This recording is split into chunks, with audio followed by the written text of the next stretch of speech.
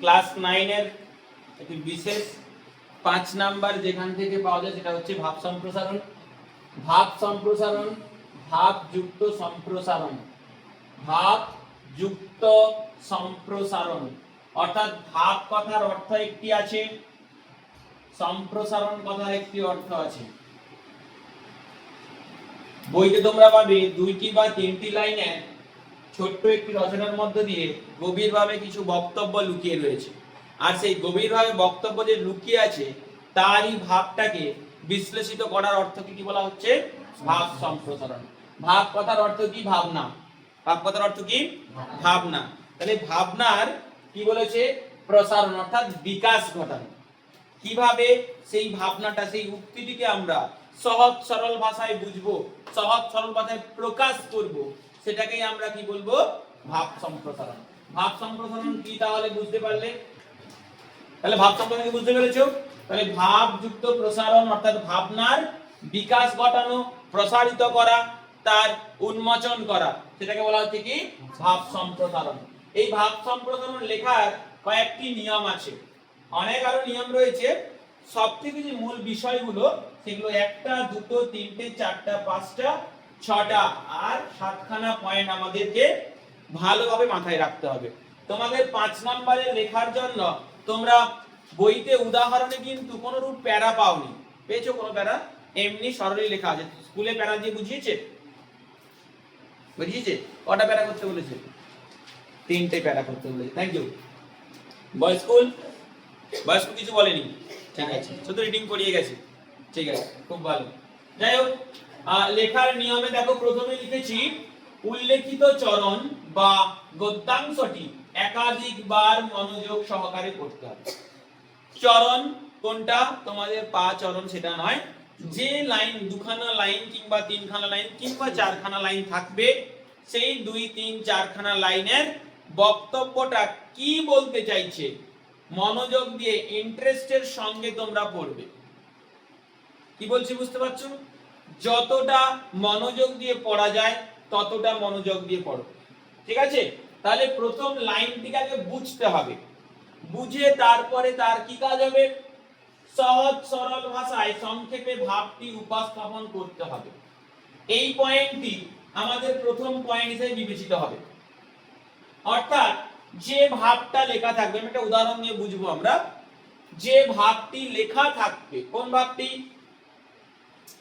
যে ধরো উপরে একটা পয়েন্ট রয়েছে, তোমাদের এখানে বইতে রয়েছে, কত বড় আমি কহে নকল হীরাটি, তা তাই তো সন্দেহ করি নহে ঠিক খাঁটি।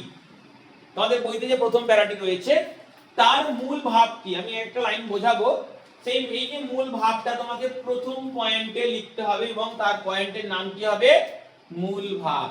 অবশ্যই পয়েন্টটাকে দিয়ে লিখতে হবে, ডাবল কালি ইউজ করবে, ব্লু আর ব্ল্যাক।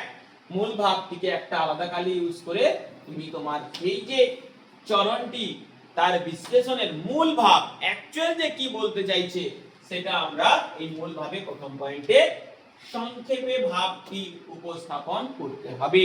তাহলে দুটো পয়েন্ট বুঝতে পেরেছো? নেক্সট পয়েন্টে কি বলছে?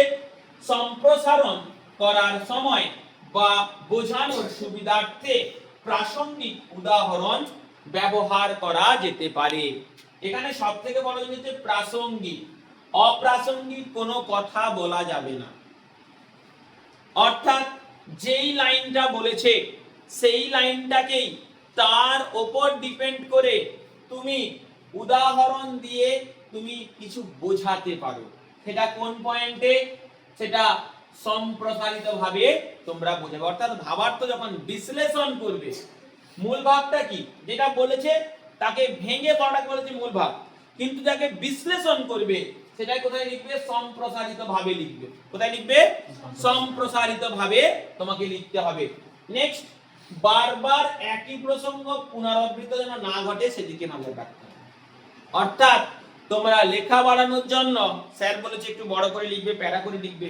লেখা বাড়ানোর জন্য একটা একটা লেখাকে বারবার রিপিট করবে না, তাহলে কিন্তু নাম্বার চলে যাবে। পরের পয়েন্ট কি বলছে? মূল ভাবটির সাথে প্রসারণটির যেন প্রাসঙ্গ চ্যুতি না হয় অর্থাৎ যে মূল বিষয় দিয়েছে তোমাকে, এমন একটা উদাহরণকে নিয়ে এলে দেখা গেল সেই উদাহরণের সঙ্গে ওই উক্তির কোনো রকম টাচ আপ নেই, তাহলে কিন্তু নাম্বার কেটে যাবে। বুঝতে পারলে? এমন উদাহরণকে তোমরা পর্যালোচনায় আনবে যেখানে দেখতে পাবে যে ওর সঙ্গে যেন টাচ আপ, ওর সঙ্গে যেন অর্থবহ বহন করছে, তবে গিয়ে কিন্তু ভাব সম্প্রসারণটি কমপ্লিট হবে। লাস্ট এখানে বলেছে কি ব্যক্তিগত তথ্য প্রকাশ করা যাবে না। অর্থাৎ তুমি তোমার জীবনে একটা ঘটনা ঘটেছে, আমি দেখেছি অমুক তমুক, তোমাকে নিয়ে কোনো কথা বলা যাবে না। কি বললাম বুঝতে পেরেছো? প্রাসঙ্গিক ক্রমে সামাজিক তথ্য, বন্ধুর তথ্য, মনি ঋষিদের তথ্যকে উদাহরণস্বরূপ ব্যবহার করতে পারছো, কিন্তু নিজেকে প্রতিস্থাপন করতে পারবে না এই ভাব সম্প্রসারণে। নেক্সট নেক্সট কি বলছে? তিনটি প্যারাতে ভাব সম্প্রসারণ শেষ করতে হবে। তিনটি প্যারা কি কি আমি বলেছি, দুটো বললাম, কোনটা কখন লিখবে, শেষ থাকছে সিদ্ধান্ত। প্রথমে তো আছে কি মূল ভাব। এই যে সমগ্র কিছু লেখা হবে, তোমরা যেরকম রচনায় সূচনা লেখো, ঠিক একই ভাবে প্রথমে লিখতে হবে কি মূল ভাব। সেই মূল ভাবে কি লিখবে?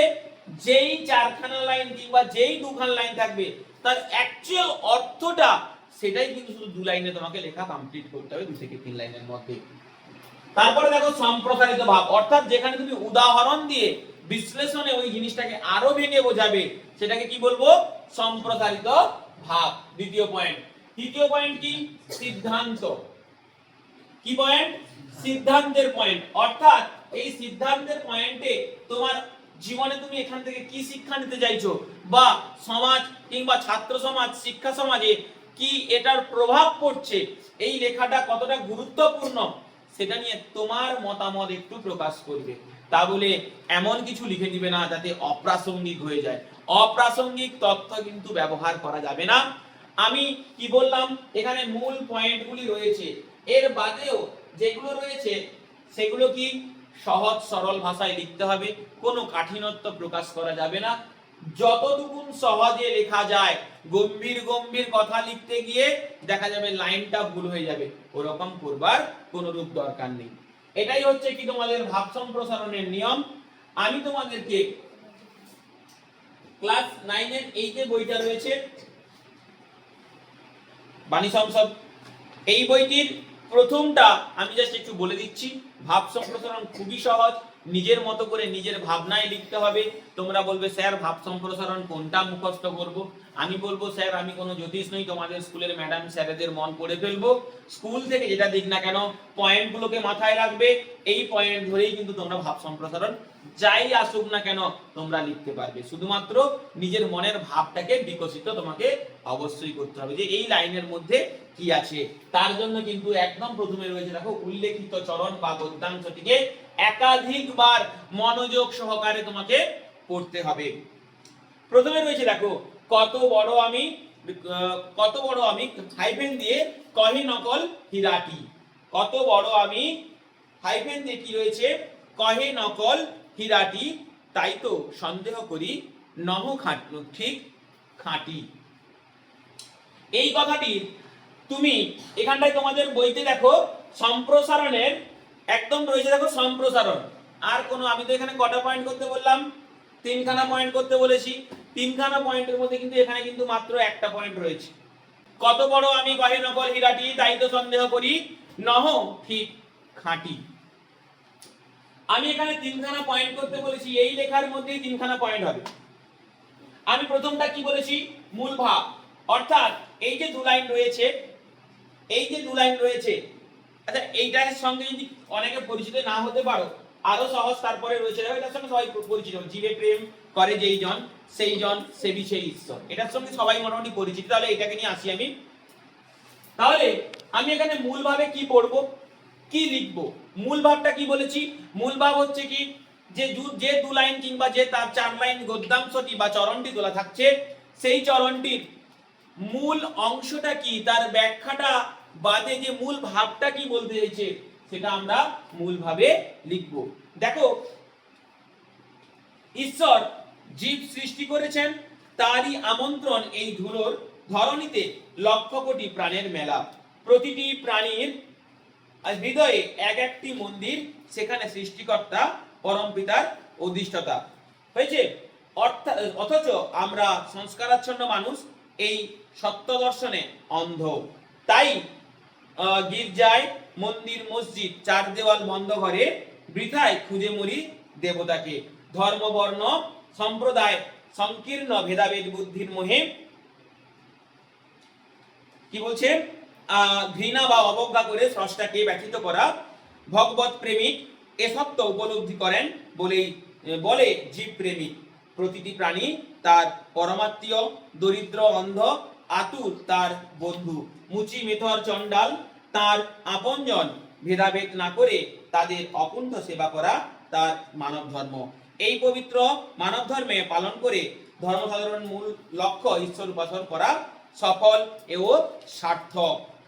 দেখো এখানে আমি পুরো জড়জড়ে করে রিডিং একটা পড়ে গেলাম।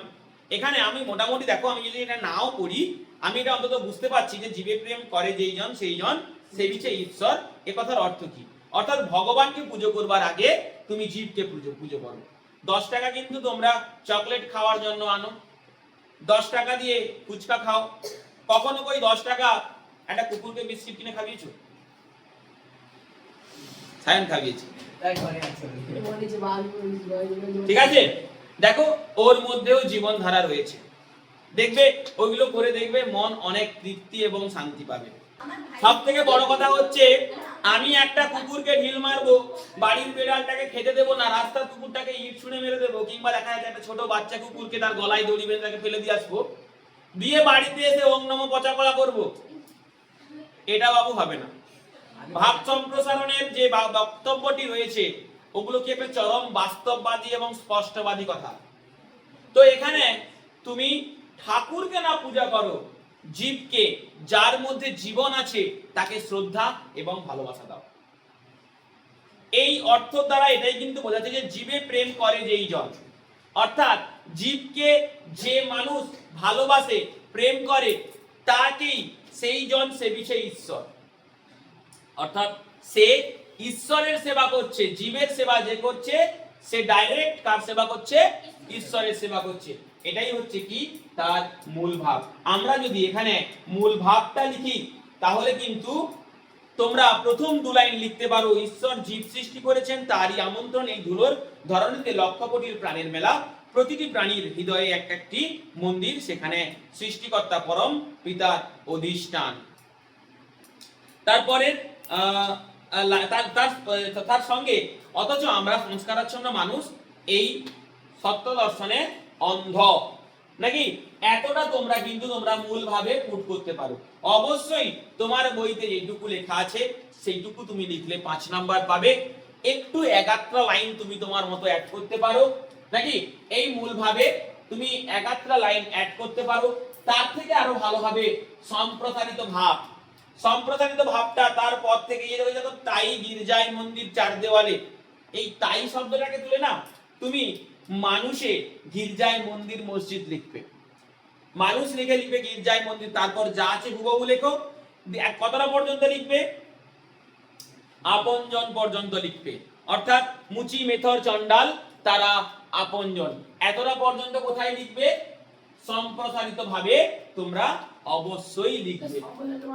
হ্যাঁ হ্যাঁ বলো, মানে কি?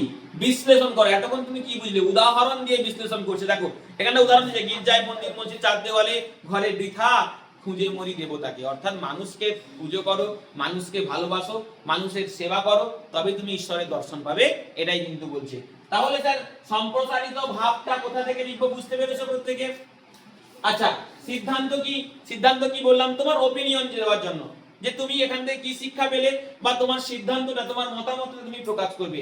তার জন্য তুমি দেখো লিখতে পারো, ভেদাভেদ না করে তাদের আকুণ্ঠ সেবা করা হচ্ছে মানব ধর্ম।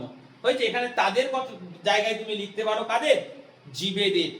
জীবন আছে এমন তাদের, জীবেদের মানব ধর্মকে অকুণ্ঠ সেবা করাই হচ্ছে ধর্ম। এই পবিত্র মানব ধর্ম পালন করলে ধর্ম সাধনার মূল লক্ষ্য ঈশ্বর উপাসন হয় সফল এবং সার্থক। এটা তোমরা কোথায় লিখতে পারো?